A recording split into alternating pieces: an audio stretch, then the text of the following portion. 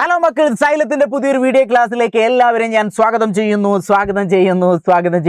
സംസാരിക്കുന്ന ജെകെയാണ്, നിങ്ങളുടെ ഫിസിക്സ് അധ്യാപകൻ.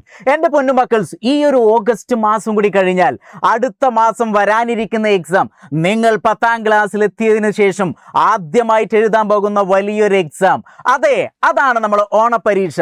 ആ ഓണപ്പരീക്ഷയിൽ നിങ്ങൾക്ക് ഏറ്റവും കൂടുതൽ മാർക്ക് സ്കോർ ചെയ്ത് നിങ്ങളെ ക്ലാസ്സിലെ ഹീറോ ആവാൻ താല്പര്യമുള്ള ആളുകൾക്ക് ഈ ക്ലാസ് നിർബന്ധമായിട്ടും കണ്ടിരിക്കണം. നിങ്ങൾക്കത് വലിയൊരു ഗുണം ചെയ്യും.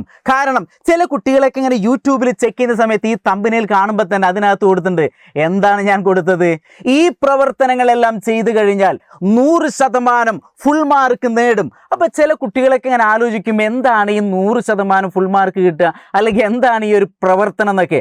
അതെ, നമ്മൾ ചെയ്യുന്നത്, നമുക്ക് വരാനിരിക്കുന്ന എക്സാമിന് നമുക്ക് ഏതൊക്കെ ടൈപ്പ് ക്വസ്റ്റ്യൻ വരും, അതുകൊണ്ട് തന്നെ ക്വസ്റ്റ്യൻ അറിഞ്ഞുകൊണ്ട്, ചോദ്യം അറിഞ്ഞുകൊണ്ട് നിങ്ങൾ ആൻസർ ചെയ്യണം. അപ്പോൾ ഏതെല്ലാം രീതിയിൽ ക്വസ്റ്റ്യൻ വരുന്നു അതെല്ലാം നമുക്ക് വഴിയെ കാണാം. ഇത് ആദ്യമായിട്ട് കാണുന്ന ആളുകളാണെങ്കിൽ ഒരു കാരണവശാലും സ്കിപ്പ് ചെയ്യരുത്.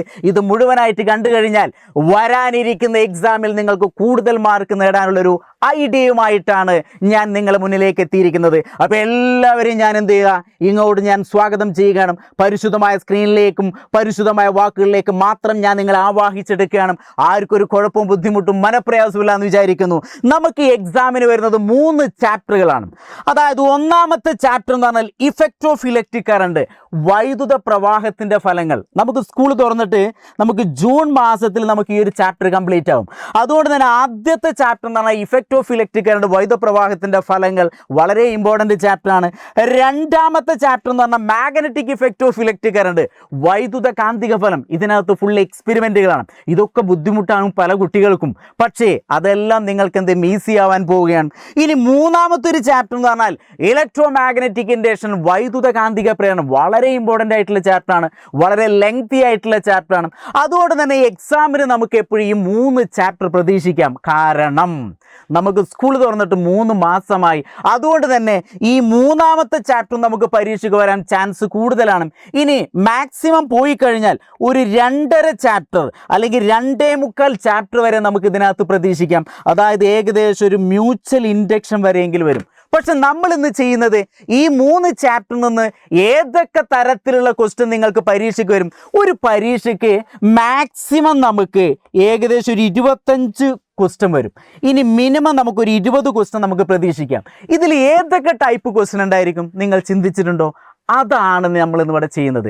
അതായത് ചോദ്യങ്ങൾ അറിഞ്ഞ് പഠിച്ചു കഴിഞ്ഞാൽ നിങ്ങൾക്ക് ഈസി ആയിട്ട് അടുത്ത പരീക്ഷയിൽ സ്കോർ ചെയ്യാൻ പറ്റും. അതുകൊണ്ട് തന്നെ ഞാൻ ഇന്ന് നിങ്ങൾക്കൊരു പ്രവർത്തനമാണ് പറഞ്ഞു തരുന്നത്. ഈ പ്രവർത്തനം വളരെ ക്ലിയർ ആയിട്ട് എന്ത് ചെയ്യുക, നിങ്ങൾ ചെയ്ത് കഴിഞ്ഞാൽ തീർച്ചയായിട്ടും അടുത്ത എക്സാമിന് നിങ്ങൾക്ക് മാർക്ക് സ്കോർ ചെയ്യാൻ പറ്റും. ഞാനിത് വെറും വാക്കല്ല, നിങ്ങൾക്ക് ഞാൻ പറഞ്ഞു തരാൻ പോകുന്ന ഈ പ്രവർത്തനം നിങ്ങൾ ചെയ്ത് കഴിഞ്ഞിട്ട് ഇതിൻ്റെ താഴെ, ഈ വീഡിയോൻ്റെ താഴെ നിങ്ങൾ എന്ത് ചെയ്യണം, ഈ എക്സാം കഴിഞ്ഞിട്ട് നിങ്ങൾ എന്ത് ചെയ്യണം, മെസ്സേജുകൾ നിങ്ങൾ എന്ത് ചെയ്യണം, ടൈപ്പ് ചെയ്തിടണം. അന്ന് ഞാനിത് വായിച്ച് നിങ്ങൾക്ക് എന്തായിരിക്കും നിങ്ങൾക്കുണ്ടാകുന്ന അനുഭവങ്ങളൊക്കെ ഞാൻ നോക്കും. അപ്പോൾ ഏതായാലും പോട്ടെ മക്കളെ, നിങ്ങൾ ശ്രദ്ധിക്കുക. നമുക്ക് 3 ചാപ്റ്ററുകളാണ്. ഈ 3 ചാപ്റ്റർ നമുക്ക് പരീക്ഷയ്ക്ക് വരുന്ന ക്വസ്റ്റ്യൻ എന്ന് പറഞ്ഞാൽ, എല്ലാ സമയത്തും പൊതുവെ കുട്ടികൾ എന്ത് ചെയ്യാറിയോ, നല്ലോണം ഹാർഡ് വർക്ക് ചെയ്യും, പഠിക്കുന്നുണ്ട്. പക്ഷേ എല്ലാവരും നോട്ട്ബുക്ക് മാത്രമേ നോക്കുള്ളൂ.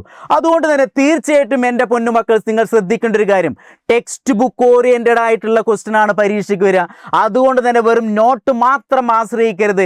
നിങ്ങളുടെ ഏറ്റവും ഒരു ബെസ്റ്റ് ഫ്രണ്ട് എന്ന് പറഞ്ഞാൽ നിങ്ങൾ തൊട്ടടുത്തിരിക്കുന്ന കുട്ടിയേക്കാൾ ഏറ്റവും കൂടുതൽ നിങ്ങൾ വില ഇപ്പോൾ നിങ്ങൾ കൊടുക്കേണ്ടത് നിങ്ങൾ ടെക്സ്റ്റ് ബുക്കാണ്. അതുകൊണ്ട് ടെക്സ്റ്റ് ബുക്ക് ഓറിയൻറ്റഡ് ആയിട്ടുള്ള ക്വസ്റ്റ്യൻ ആണ് നമുക്ക് പരീക്ഷയ്ക്ക് വരിക.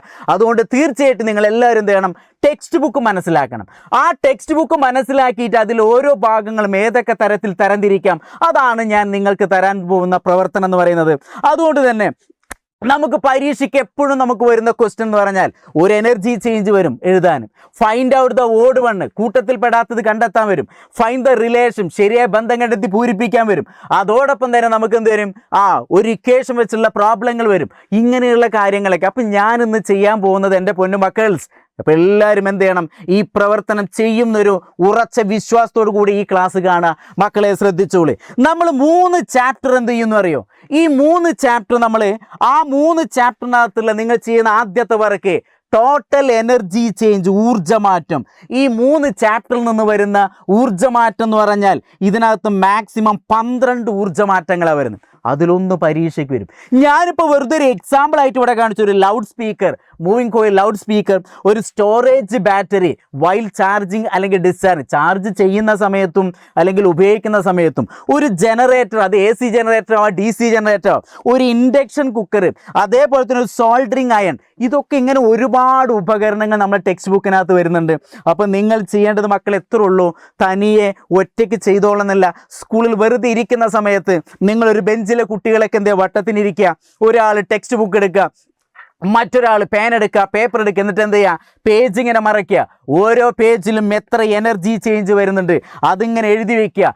അങ്ങനെ നിങ്ങൾക്ക് എഴുതി കഴിഞ്ഞാൽ എത്ര എണ്ണം വരും? 12 എണ്ണം വരും. ഞാൻ അതിനകത്ത് വെറും ഒരു 5 എണ്ണത്തിൻ്റെ ചിത്രം, ഒരു എക്സാമ്പിൾ ഞാൻ നിങ്ങൾക്ക് കാണിച്ചു തന്നാൽ ഇതിൻ്റെ എനർജി ചേഞ്ച് എന്താണ്, ഇതിൻ്റെ എനർജി ചേഞ്ച് എന്താണ്. ഒരു ജനറേറ്റർ, AC DC ജനറേറ്റർ വരുന്നുണ്ട്, സോൾഡറിങ് അയൺ അതായത് ഹീറ്റർ, അങ്ങനെ ഒരുപാട് ബൾബ്, ഫാന്, മിക്സി, ഗ്രൈൻഡർ, ഇതൊക്കെ വരുന്നുണ്ട്. അപ്പോൾ അങ്ങനത്തെ ഒരു എനർജി ചേഞ്ച് നിങ്ങൾക്ക് പരീക്ഷയ്ക്ക് ഷുവറാണ് മക്കളെ. അതുകൊണ്ട് 12 എനർജി ചേഞ്ച് നിങ്ങൾ ടെക്സ്റ്റ് ബുക്കിൽ നിന്ന് കണ്ടെത്തണം. അതിൻ്റെ ആൻസർ നിങ്ങൾ പഠിച്ചു വയ്ക്കണം. രണ്ടാമത് പരീക്ഷയ്ക്ക് വരുന്നത് എപ്പോഴും നമുക്ക് ഇക്വേഷനാണ്. ടോട്ടൽ ഇക്വേഷൻ എന്ന് പറഞ്ഞാൽ 3 ചാപ്റ്ററിൽ നിന്ന്, അതായത് സെക്കൻഡ് ചാപ്റ്ററിൽ നമുക്ക് ഇക്വേഷൻ ഇല്ല. പകരം ഫസ്റ്റ് ചാപ്റ്ററും തേർഡ് ചാപ്റ്ററിൽ നിന്ന് വരുന്ന ടോട്ടൽ ഇക്വേഷൻ എന്ന് പറഞ്ഞാൽ 16 ഇക്വേഷനാണ് വരുന്നത്. ഈ 16 ഇക്വേഷൻ നിങ്ങൾ കണ്ടെത്തണം. അതിനാണ് നിങ്ങൾ ടെക്സ്റ്റ് ബുക്ക്. ആ ടെക്സ്റ്റ് ബുക്കിൽ എടുക്കുക, ഒരു പേപ്പർ എടുക്കുക, എന്നിട്ട് ഇക്വേഷൻ ഇട്ട് ഓരോ ഇക്വേഷൻ എഴുതുക. നിങ്ങളുടെ I is equal to Q by T, P is equal to W by T, H is equal to I square R T, H is equal to V square by R T, H is equal to VIT അല്ലെങ്കിൽ വിറ്റ്, P is equal to I square R, P is equal to V square by R, P is equal to VI. ഇങ്ങനെയുള്ള കുറേ ഇക്വേഷനുകൾ, റെസിസ്റ്റൻസുമായി ബന്ധപ്പെട്ട equation, അങ്ങനെ എല്ലാ ഇക്വേഷനും ഒരു തവണ എഴുതി വയ്ക്കുക. ആ ഒരു ഇക്വേഷനുമായി ബന്ധപ്പെട്ട് ഒരു ക്വസ്റ്റ്യൻ നമുക്ക് പരീക്ഷയ്ക്ക് വരും. ഏറ്റവും important H is equal to V square by R into T. ഇത് വെച്ചുള്ള ഒരു പ്രോബ്ലം നിർബന്ധമായിട്ട് പഠിക്കണം. പിന്നെ റെസിസ്റ്റൻസിൻ്റെ R equal to R1 plus R2 plus R3 എന്നൊക്കെ പറയുന്നത്, അല്ലെങ്കിൽ R equal to R1 R2 by R1 plus R2, ഇങ്ങനെയുള്ള ഇക്വേഷനൊക്കെ വരുന്നുണ്ട്. അപ്പം നമ്മളെ ടെക്സ്റ്റ് ബുക്കിനകത്ത് 3 ചാപ്റ്ററിൽ നിന്ന് വരാവുന്ന ഇക്വേഷൻ ഏതാ നിങ്ങൾ കണ്ടെത്തണം. ഇതാണ് ഞാൻ നിങ്ങൾക്ക് തരുന്ന പ്രവർത്തനം. പരീക്ഷയ്ക്ക് അപ്പോൾ ഒരു എനർജി ചേഞ്ച് വരും, ഒരു ഇക്വേഷൻ വെച്ചുള്ള പ്രോബ്ലം വരും. അപ്പോൾ ആ ഇക്വേഷനൊക്കെ പഠിച്ചു വയ്ക്കണം. ആകെ 16 ഇക്വേഷനുള്ളൂ. ആ 16 ഇക്വേഷൻ ഒരൊറ്റ തവണങ്ങൾ എഴുതി വെച്ചാൽ ദിവസം ഓരോന്ന് പഠിച്ചാൽ തന്നെ ഇനി എത്ര ദിവസമുണ്ട്? ഈസി അല്ലേ? അങ്ങനെയെങ്കിൽ ഇക്വേഷൻ പഠിച്ചാൽ അതിൻ്റെ ഒപ്പം തന്നെ നിങ്ങൾക്ക് എന്തും കിട്ടും? യൂണിറ്റുകൾ കിട്ടും. അപ്പോൾ യൂണിറ്റും വളരെ ഇമ്പോർട്ടൻ്റ് ആണ്. നമുക്ക് ഈ എക്സാമിന് ചോദിക്കുന്ന യൂണിറ്റാണ് ടോട്ടൽ 7 യൂണിറ്റ് ഉള്ളൂ. അത് ഏതാണ് നിങ്ങൾ ടെക്സ്റ്റ് ബുക്കിനകത്ത് നിന്ന് കണ്ടെത്തണം. കറണ്ടിൻ്റെ യൂണിറ്റ്, ചാർജിൻ്റെ യൂണിറ്റ്, അല്ലേ, റെസിസ്റ്റൻസിൻ്റെ യൂണിറ്റ്, പൊട്ടൻഷ്യൽ ഡിഫറൻസ്, വോൾട്ടേജിൻ്റെ യൂണിറ്റ്, അങ്ങനെ ഒരുപാട്, താപത്തിൻ്റെ യൂണിറ്റ്, അങ്ങനെ നിങ്ങൾ എഴുതി കഴിഞ്ഞാൽ നിങ്ങൾക്കാകെ ടോട്ടൽ 7 യൂണിറ്റ് എഴുതാനുള്ളൂ. ആ 7 യൂണിറ്റുകൾ എഴുതി കഴിഞ്ഞാൽ പരീക്ഷയ്ക്ക് മക്കളെ ആ ഒരു ക്വസ്റ്റ്യൻ വരും. അതുകൊണ്ടാണ് മക്കളെ ഞാൻ പറയുന്നത്, ഇത് തീർച്ചയായിട്ടും നിങ്ങൾ ഈ ഒരു പ്രവർത്തനം ചെയ്യണം. ടെക്സ്റ്റ് ബുക്ക് എടുക്കുക, ഓരോ പേജ് മറയ്ക്കുക. അപ്പോൾ നിങ്ങൾക്ക് ടെക്സ്റ്റ് ബുക്കിനോടുള്ളൊരു ആത്മബന്ധം കൂടും. ടെക്സ്റ്റ് ബുക്ക് നിങ്ങളൊരു ഫ്രണ്ട്ലി ആയിട്ട് മാറും. അതുകൊണ്ട് തന്നെ നമ്മൾ ഏതൊക്കെ കഴിഞ്ഞ് എനർജി ചേഞ്ച് എഴുതാൻ പറഞ്ഞു, യൂണിറ്റ് എഴുതാൻ പറഞ്ഞു, ഇക്വേഷൻ എഴുതുമ്പോൾ നിർബന്ധമായിട്ട് പ്രോബ്ലം ചെയ്ത് നമുക്ക് യൂണിറ്റ് നിർബന്ധമാണ്. അങ്ങനെ യൂണിറ്റ് എഴുതാൻ പറയും. പിന്നെ നിങ്ങൾ ചെയ്യേണ്ടത് നമുക്ക് ഈ 3 ചാപ്റ്ററിൽ നിന്ന് ടോട്ടൽ വർക്കിംഗ് പ്രിൻസിപ്പിൾ, പ്രവർത്തന തത്വം. നമുക്ക് ഈ ചാപ്റ്ററിനകത്ത് ടോട്ടൽ വർക്കിംഗ് പ്രിൻസിപ്പിൾ എന്ന് പറഞ്ഞാൽ ആകെ 4 എണ്ണം തന്നെ വരുന്നുള്ളൂ. ആ 4 വർക്കിംഗ് പ്രിൻസിപ്പിൾ, 4 പ്രവർത്തന തത്വം നിങ്ങൾ പഠിച്ചു വെച്ച് കഴിഞ്ഞാൽ പിന്നെ അതൊന്നും ഒരു ക്വസ്റ്റ്യൻ വരും, ഷുവറാണ്, നിങ്ങൾക്ക് ആൻസർ ചെയ്യാം. ഇപ്പോൾ ഇതൊരു മൈക്രോഫോൺ, മൂവിങ് കോയിൽ മൈക്രോഫോൺ, ചലിക്കും ചുരുൾ മൈക്രോഫോൺ. ഇതൊരു ജനറേറ്റർ, അത് AC ആവാം DC ആവാം. ഇതൊരു loud speaker, moving coil loud speaker അല്ലെങ്കിൽ ചലിക്കും ചുരുൾ ലൗഡ് സ്പീക്കർ. ഇതൊരു ട്രാൻസ്ഫോമർ. ഇതിൻ്റെയൊക്കെ പ്രവർത്തന തത്വം എന്താണെന്നുള്ളത് എന്ത് ചെയ്യണം? ഒരു പേജിൽ നിങ്ങൾ എഴുതി വയ്ക്കണം. ഇതൊക്കെ ഒരു തവണ നിങ്ങൾ ചെയ്താൽ നിങ്ങൾക്ക് കിട്ടാൻ പോകുന്നത് വലിയ മാർക്കുകളാണ്. അതുകൊണ്ട് മക്കളെ, ഇനി സമയം കളയാതെ ഈ ഒരു വീഡിയോ കണ്ടു കഴിഞ്ഞാൽ ഉടൻ തന്നെ ഈ പ്രവർത്തനം ചെയ്യണം. ആത്മാർത്ഥതയോടുകൂടി നിങ്ങൾ ഈ പ്രവർത്തനം ചെയ്തു കഴിഞ്ഞാൽ തീർച്ചയായിട്ടും നിങ്ങൾക്കിതിൽ ഫുൾ മാർക്ക് ലഭിക്കും. ഒരു പേടിയും പേടിക്കേണ്ട. അപ്പോൾ വർക്കിംഗ് പ്രിൻസിപ്പിൾ പരീക്ഷയ്ക്ക് വരും. പിന്നെ അടുത്ത ക്വസ്റ്റ്യൻ നമ്മൾ സ്ഥിരം കാണുന്ന ഒരു പാറ്റേൺ, ഡിഫറൻസ്. അതായത് വ്യത്യാസങ്ങൾ എഴുതാൻ പറയും. ദാ ചിത്രത്തിലേക്ക് നോക്കൂ, ഇത് സീരീസ് അല്ലെങ്കിൽ ശ്രേണി രീതി, ഇത് പാരലൽ സമാന്തര രീതി, ഇതൊരു മാഗ്നറ്റ് പെർമനന്റ് മാഗ്നറ്റ് സ്ഥിരകാന്തം, ഇതൊരു സോളിനോയിഡ് വെച്ചിട്ടുള്ള ഒരു താൽക്കാലിക കാന്തം ഇലക്ട്രോ മാഗ്നറ്റ്, ഒരു AC ജനറേറ്റർ, DC ജനറേറ്റർ, ഇങ്ങനെ വന്ന് ഒരുപാട് കാര്യങ്ങൾ ഇതിനകത്ത് വരുന്നുണ്ട്. അപ്പം നമുക്ക് ഡിഫറൻസ് എന്ന് പറഞ്ഞാൽ ടോട്ടൽ 8 ഡിഫറൻസ് ആണ് മെയിൻ ഇമ്പോർട്ടൻ്റ് ആയിട്ട് നമുക്ക് ടെക്സ്റ്റ് ബുക്കിനകത്ത് വരുന്നത്. അപ്പോൾ അതിൽ step up transformer, step down transformer, microphone, loud speaker, MCB, ELCB, ഇനി അതല്ലെങ്കിൽ AC ഗ്രാഫ്, DC ഗ്രാഫ്, അങ്ങനെ ജനറേറ്റ്, ഗാൽവനോമീറ്റർ, വോൾട്ടിമീറ്റർ, ഗാൽവനോമീറ്ററും വോൾട്ടിമീറ്ററൊക്കെ ഏത് രീതിയിൽ കണക്ട് ചെയ്യുന്നു, അപ്പോൾ അതിൻ്റെ വ്യത്യാസങ്ങൾ എന്താണ്? ഇങ്ങനെ പരീക്ഷയ്ക്ക് നമുക്ക് ഷുവർ ആയിട്ടും ഒരു വ്യത്യാസം വരും. അതിനകത്ത് ഏറ്റവും ഇമ്പോർട്ടൻ്റ് വരാൻ ചാൻസ് ഉള്ള 3 പിക്ചറുകളാണ് ഞാൻ തന്നത്. ജനറേറ്റർ, മോട്ടറുകൾ തമ്മിലുള്ള വ്യത്യാസം വരും, അല്ലെ, മാഗ്നറ്റുകൾ തമ്മിലുള്ള വ്യത്യാസം വരും, സീരീസ് കണക്ഷനുകൾ തമ്മിലുള്ള വ്യത്യാസം വരും. അപ്പോൾ ഇതൊക്കെ ഇമ്പോർട്ടൻ്റ് ആണ്. അതുകൊണ്ടാണ് ഞാൻ ഈ പറയുന്ന കാര്യം നിങ്ങൾ ഒരു തവണ ചെയ്ത് കഴിഞ്ഞാൽ മക്കളെ, ആദ്യം ഒരു തവണ ചെയ്യുമ്പോൾ കുറച്ച് സമയം പോവും, ടെക്സ്റ്റ് ബുക്ക് ഇങ്ങനെ മറച്ചു നോക്കി അതിങ്ങനെ എഴുതി വയ്ക്കുന്ന അതിൻ്റെ ഒരു ബുദ്ധിമുട്ട് മാത്രമേ ഉള്ളൂ. പക്ഷേ മക്കളെ, നിങ്ങളിത് ഒരു തവണ ചെയ്താൽ നിങ്ങൾക്ക് റിസൾട്ട് ഉണ്ടാവും. കാരണം ഞാനിത് മുന്നേ പല കുട്ടികൾക്ക് പറഞ്ഞു കൊടുത്ത് അവർ ചെയ്ത സ്ഥിതിക്ക് അവർക്ക് ഒരുപാട് റിസൾട്ട് വന്നുകൊണ്ടാണ് ഞാൻ നിങ്ങളോട് കൂടി പറയുന്നത്. നിങ്ങൾക്ക് മാർക്ക് കിട്ടുക, നിങ്ങൾ ക്ലാസ്സിൽ ഫസ്റ്റ് ആവുക എന്നാണ് എൻ്റെ ഏറ്റവും വലിയ ആഗ്രഹം. ആ ആഗ്രഹം നിറവേറ്റാൻ നിങ്ങൾ കൂടിയും സൈലത്തിൻ്റെ ഒപ്പം നിന്നാൽ നിങ്ങൾക്ക് ഒരു പേടിയും പേടിക്കേണ്ട. അടുത്ത് വരുന്ന സ്ഥിരം ചോദിക്കുന്ന അടുത്തൊരു ചോദ്യം, പെക്യുലാരിറ്റീസ്, സവിശേഷതകൾ. നമ്മൾ ടെക്സ്റ്റ് ബുക്കിനകത്ത് ഈ 3 സവിശേഷതയാണ് എപ്പോഴും പരീക്ഷയ്ക്ക് ചോദിക്കുക. അതായത് ഒരു സേഫ്റ്റി ഫ്യൂസ്, ആ സേഫ്റ്റി ഫ്യൂസിനകത്ത് ആ ഫ്യൂസ് വയറിൻ്റെ പ്രത്യേകതകൾ എന്തൊക്കെയാണ്? ഒരു ബൾബ്, ഇൻകാൻഡസെൻ്റ് ലാമ്പ് അല്ലെങ്കിൽ ഫിലമെൻ്റ് ലാമ്പ്, ഇതിനകത്ത് ഉപയോഗിക്കുന്ന ആ ഫിലമെൻ്റ് അത് ഏതാണ്? ആ ടങ്ഷൻ ഫിലമെൻ്റിൻ്റെ പ്രത്യേകത എന്തൊക്കെയാണ്? ഒരു അയൺ ബോക്സ് അല്ലെങ്കിൽ ഹീറ്റിംഗ് ഡിവൈസ്, ആ ഹീറ്റിംഗ് ഡിവൈസിൻ്റെ പ്രത്യേകത, അതിനകത്ത് ഉപയോഗിക്കുന്ന നിക്രോമിൻ്റെ പ്രത്യേകത എന്താണ്? അതിൻ്റെ പെക്യുലറിറ്റീസ് എന്താണ്? അതിൻ്റെ സവിശേഷതകൾ എന്താണ്? മക്കളെ, പഠിച്ചോളി, ചെയ്തോളി, ഫുൾ മാർക്ക് ഉറപ്പാണ്. അങ്ങനെയെങ്കിൽ അടുത്തൊരു ക്വസ്റ്റ്യൻ, റൂൾസ് ആൻഡ് ലോസ് ഒക്കെയാണ് വരുന്നത്. നിങ്ങൾക്ക് ജൂൾസ് ലോ പഠിക്കാണ്ട്, അപ്പോൾ റൂൾസിൻ്റെ കൂടെ എന്തുകൂടി പറയണം? ലോസും കൂടി നിങ്ങൾ പഠിച്ചേക്കണം. അപ്പോൾ ജൂൾസ് ലോ, അതേപോലെ തന്നെ പിന്നെ നമുക്ക് എന്ത് വരുന്നുണ്ട്? അങ്ങനെ റൂൾസും ലോസും ഒക്കെ പാടെ ചേർത്ത് നമുക്കൊരു 5 എണ്ണാണ് വരുന്നത്. ഇതൊരു ലെഫ്റ്റ് ഹാൻഡ് റൂൾ, ഇടത് കൈ നിയമം, ഇതൊരു റൈറ്റ് ഹാൻഡ് സ്ക്രൂ റൂൾ, ഇതൊരു റൈറ്റ് ഹാൻഡ് തമ്പ് റൂൾ, അല്ലേ, വലത് കൈ പെരുവിരൽ നിയമം. ഇനി അതോടൊപ്പം തന്നെ ലെഫ്റ്റ് ഹാൻഡ് റൂൾ വരുന്നുണ്ട്. ഇനി ഫ്ലെമിംഗ് ലെഫ്റ്റ് ഹാൻഡ് റൂളും ഫ്ലെമിംഗ് റൈറ്റ് ഹാൻഡ് റൂളും. അപ്പോൾ അങ്ങനെ 5 റൂളുകളാണ്.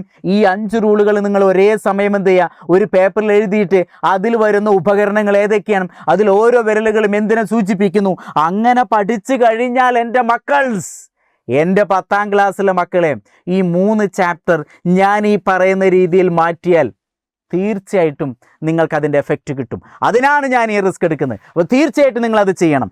ഇനി അടുത്ത ഗ്രാഫാണ്. നമ്മൾ ടെക്സ്റ്റ് ബുക്കിനകത്ത് ആകെ 3 ഗ്രാഫുള്ളൂ മക്കളെ. ഈ 3 ഗ്രാഫ് പഠിച്ചാൽ അത് തീർന്നു.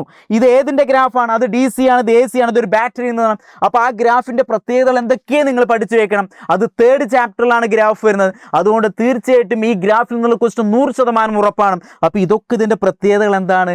നിങ്ങൾ പഠിക്കണം. അതിന് വേണ്ടിയിട്ടാണ് ആ ഒരു ഐഡിയയുമായിട്ട് ഞാൻ വന്നിരിക്കുന്നത്. അടുത്ത പിക്ചർ ബേസ്ഡ് ക്വസ്റ്റ്യൻ വളരെ വളരെ ഇമ്പോർട്ടൻറ്റ്. നമുക്ക് first 2nd chapter full experiment ആണ്. അതിലൊരു പിക്ചറിൻ്റെ ഞാൻ കൊടുത്തിട്ടുള്ളത്, ഒരു കറണ്ട് ക്യാരിങ് കണ്ടക്ടറും അതിൻ്റെ താഴെ ഒരു മാഗ്നറ്റിക് നീഡിലും. ഇങ്ങനത്തെ ഒരു എക്സ്പെരിമെൻറ്റ് ഷുവറാണ്. ഇനി സോളിനോയിഡ്, ആ സോളിനോയിഡിൻ്റെ ചുറ്റുഭാഗത്ത് അതിൻ്റെ പൊളാരിറ്റികൾ ഏതൊക്കെയാണെന്ന് കണ്ടെത്താനും, ഒരു ഇലക്ട്രിക് മോട്ടോറിൻ്റെ വർക്കിംഗ് പ്രിൻസിപ്പിൾ കണ്ടെത്താൻ ഒരു യു ഷേപ്പുള്ള മാഗ്നറ്റുമായുള്ള ഒരു കണ്ടക്ടറും.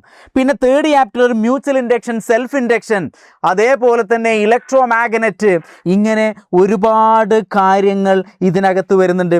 അതായത് നമുക്ക് മനസ്സിലാക്കേണ്ടത് പിക്ചർ ബേസ്ഡ് ആയിട്ടുള്ള 11 ചിത്രങ്ങൾ നമ്മൾ ടെക്സ്റ്റ് ബുക്കിനകത്തുണ്ട്. അതിൽ ട്രാൻസ്ഫോമർ വരാം, മ്യൂച്വൽ ഇൻഡക്ഷൻ വരാം, സെൽഫ് ഇൻഡക്ഷൻ വരാം, ഇലക്ട്രിക് മോട്ടോർ വരാം, സോളിനോയിഡ് വരാം. അതോടൊപ്പം തന്നെ നമുക്ക് ഒരു ഹൗസ് ഹോൾഡ് ഇലക്ട്രിഫിക്കേഷൻ, വീടുകളിലേക്ക് എങ്ങനെ വയറിങ് ചെയ്യുന്നു, അത് ലാസ്റ്റ് ഏരിയ ആയതുകൊണ്ട് ചിലപ്പോൾ ഒരുപക്ഷെ പരീക്ഷയ്ക്ക് ചാൻസ് ഇല്ല. എങ്കിലും നിങ്ങൾ തരംതിരിക്കുന്ന സമയത്ത് ഇതൊക്കെ എന്ത് ചെയ്യണം? നിങ്ങൾ തരംതിരിക്കണം. അങ്ങനെയെങ്കിൽ ഒരു പിക്ചർ ബേസ്ഡ്, നിങ്ങൾ കഴിഞ്ഞ വർഷത്തെ ക്വസ്റ്റ്യൻ പേപ്പർ ഒന്ന് എടുത്ത് നോക്കും. ആ ക്വസ്റ്റ്യൻ പേപ്പറിനകത്ത് ഞാൻ പറഞ്ഞ ഈ കാര്യങ്ങളൊക്കെ വന്നിട്ടുണ്ടാവും. അല്ലെങ്കിൽ അതിൻ്റെ മുന്നത്തെ ഒരു വർഷം എടുത്തു നോക്കൂ. ഓണപരീക്ഷയിൽ എല്ലാ പരീക്ഷയ്ക്കും നമുക്ക് നിർബന്ധമായിട്ടും ഈ കാര്യങ്ങളൊക്കെ വരും. അതുകൊണ്ട് ഒരു തവണ നിങ്ങൾ എന്ത് ചെയ്യുക? ഒന്ന് ക്ഷമയോടെ എന്ത് ചെയ്യുക? ഇതൊന്ന് ചെയ്യണം നിർബന്ധമായിട്ടും. ഇനി അടുത്ത ഇഫക്റ്റ് ഓഫ് ഇലക്ട്രിസിറ്റിയാണ്. വൈദ്യുതിയുടെ ഫലങ്ങൾ നമുക്ക് ആകെ പഠിക്കാനുള്ള ഈ 3 ചാപ്റ്ററിനകത്ത് ഹീറ്റിംഗ് ഇഫക്റ്റ് പഠിക്കാനുണ്ട്, ലൈറ്റിംഗ് ഇഫക്റ്റ് പഠിക്കാനുണ്ട്, മാഗ്നറ്റിക് ഇഫക്റ്റ് പഠിക്കാനുണ്ട്. അപ്പോൾ ഇവിടേക്ക് ഏതൊക്കെ ഉപകരണങ്ങൾ വരുന്നു? പരീക്ഷയ്ക്ക് ചിലപ്പോൾ വരും സേഫ്റ്റി ഫ്യൂസ്. ഇത് ഏത് ഇഫക്റ്റാണ് ചോദിക്കും. അപ്പോൾ പെട്ടെന്ന് അന്തം വിട്ടിരിക്കാൻ പാടില്ല, എന്ത് ചെയ്യണം?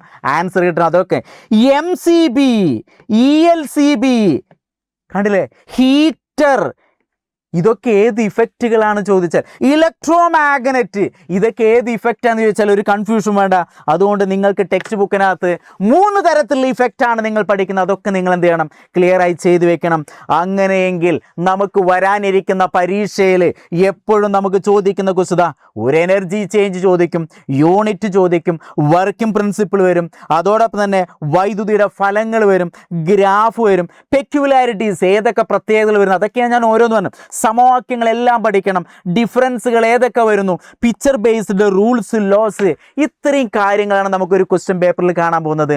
അപ്പോൾ എൻ്റെ പൊന്നു മക്കളെ, അപ്പം ഞാൻ ഇന്ന് ചെയ്ത ഈ ഒരു കാര്യം നിങ്ങൾ ഒരു തവണ ക്ഷമയോടുകൂടി ചെയ്താൽ തീർച്ചയായിട്ടും വരാനിരിക്കുന്ന എക്സാം നിങ്ങൾക്ക് കൂടുതൽ മാർക്ക് കിട്ടും. ഇനി ചില ആളുകൾക്ക് ചിലപ്പോൾ ഇതിനകത്തൊരു കൺഫ്യൂഷൻ വരും, എങ്ങനെ ഇതൊക്കെ ചെയ്യുക, ഇതൊക്കെ ബുദ്ധിമുട്ട്. അങ്ങനെയുള്ള ആളുകളോട് ഞാനൊരു കാര്യം പറയാണ്. നമ്മൾ സൈലത്തിലെ കുട്ടികളുടെ അഭ്യർത്ഥന മാനിച്ച് സൈലത്തിൻ്റെ 10ാം ക്ലാസ്സിൻ്റെ ബാച്ച് എന്ന് പറഞ്ഞാൽ അസ്ത്ര എന്നാണ് പേര്.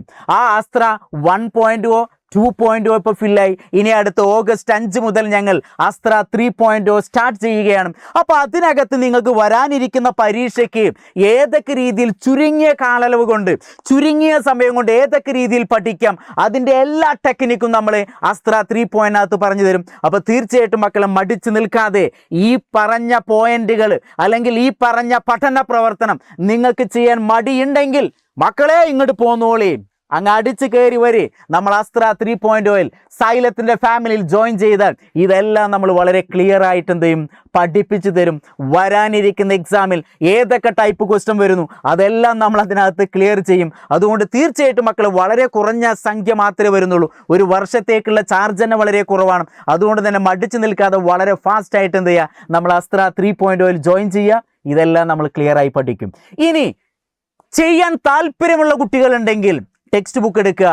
നിങ്ങൾ വീട്ടിലിരുന്നു കൊണ്ട് അല്ലെങ്കിൽ സ്കൂളിൽ ഫ്രീ കിട്ടുന്ന സമയത്ത് ഒരു 2 ബെഞ്ച് അല്ലെങ്കിൽ ഒരു നിങ്ങളുടെ ഫ്രണ്ട്സൊക്കെ വട്ടത്തിനിരുന്നിട്ട് ഞാൻ ഈ പറഞ്ഞ കാര്യം നിങ്ങൾ ഒരു തവണ ചെയ്താൽ മതി.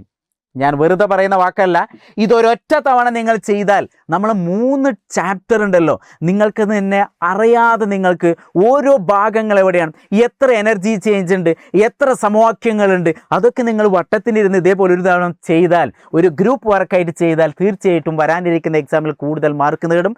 ഇനി ചെയ്യാൻ മടിയുള്ള ആളുകൾക്ക് എന്താണ്? നമ്മൾ അസ്ത്ര 3.0 ഓഗസ്റ്റ് 5 മുതൽ നമ്മൾ ആരംഭിക്കുകയാണ്. അപ്പോൾ മടിച്ചു നിൽക്കാതെ വളരെ ഫാസ്റ്റായിട്ട് എന്ത് ചെയ്യുക? നിങ്ങൾ പെട്ടെന്ന് അതിനകത്ത് ജോയിൻ ചെയ്യുക. വരാനിരിക്കുന്ന എക്സാമിൽ കൂടുതൽ മാർക്ക് നേടുക, ആനന്ദം നേടുക. അതോടൊപ്പം തന്നെ സൈലത്തിൻ്റെ ഒപ്പം സന്തോഷമായി നമുക്ക് ഈ ഒരു വർഷം സഞ്ചരിക്കാം. അപ്പോൾ എന്തായാലും ഇന്നത്തെ വീഡിയോ നിങ്ങൾക്ക് ഇഷ്ടപ്പെട്ടു കാണും ഞാൻ വിചാരിക്കുന്നു. ഇനി ഈ ചാപ്റ്ററുമായി ബന്ധപ്പെട്ട കാര്യങ്ങൾ എന്തെങ്കിലും കൺഫ്യൂഷൻ ഉണ്ടെങ്കിൽ അതിന് താഴെ കമൻറ്റുകൾ രേഖപ്പെടുത്താം.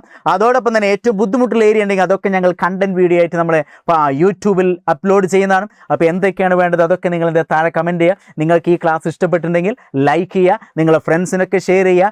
അതോടൊപ്പം തന്നെ കൂടുതൽ കാര്യങ്ങളൊന്നും പറയുന്നില്ല, എല്ലാവരും എന്ത് ചെയ്യുക? നല്ല നല്ല മെസ്സേജുകളൊക്കെ ടൈപ്പ് ചെയ്യുക. നിങ്ങളുടെ ഓരോ മെസ്സേജുകൾ ലൈക്കും ഞങ്ങൾക്ക് അത്രയും വിലപ്പെട്ടതാണ്. അപ്പോൾ നിങ്ങളുടെ ഫ്രണ്ട്സിനോടൊക്കെ അന്വേഷണം പറയുക. എല്ലാവരും നല്ല സുഖമായിട്ടിരിക്കുക, സേഫ് ആയിട്ടിരിക്കുക, ഉഷാറായിട്ട് പഠിക്കുക. താല്പര്യമുള്ള ആളുകൾ എന്ത് ചെയ്യാം? അസ്ത്ര 3.0 ഓഗസ്റ്റ് 5 നമ്മൾ സ്റ്റാർട്ട് ചെയ്യുന്നു. പരീക്ഷയ്ക്ക് വരാനിരിക്കുന്ന എല്ലാ ക്വസ്റ്റ്യനും നമ്മൾ ഡിസ്കസ് ചെയ്യുന്നു. ഓക്കെ, അപ്പോൾ ആ ഫാമിലിയിൽ ജോയിൻ ചെയ്യാം. അപ്പോൾ ഓക്കെ, താങ്ക് യുടാ.